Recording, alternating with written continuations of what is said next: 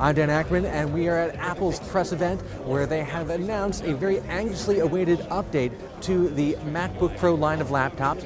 First, it came to the MacBook Air earlier this year, and then very recently to the iMac. Now the MacBook Pro, at least the version with the Retina display, has Intel's 4th generation Core i series processor, sometimes known by the codename Haswell, and that means they are now up to date along with most of the other premium laptops that we've seen in the second half of 2013. Now, what these Intel chips give you is marginally better performance, better integrated graphics than you had from previous generations, but more importantly, better battery life. And our benchmark tests with already released systems that have these new CPUs prove that.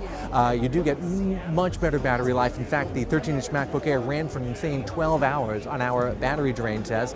Apple says that the 13-inch version of the Retina MacBook Pro is going to run for 9 hours, and the 15-inch version is going to run for 8 hours. And of course, you get largely better performance. You do get that super high-res screen. You get a bunch of the other updates that we've seen come to both MacBooks and some other laptops this year. 802.11ac. You've got the faster PCIe version of your SSD memory, so that's a little bit quicker. You've got Thunderbolt 2. In the 13-inch version of the MacBook Pro with Retina display, you've got an Intel Core i5 processor. You get 4 gigs of RAM and a 128 gig SSD, and in the 15-inch version they bumped that up to a Core i7 and a 256 gig SSD, which they cheekily describe as a quarter terabyte of storage space. One very interesting thing, they did the same thing with these models that they did with the 13-inch MacBook Air. They actually cut the price.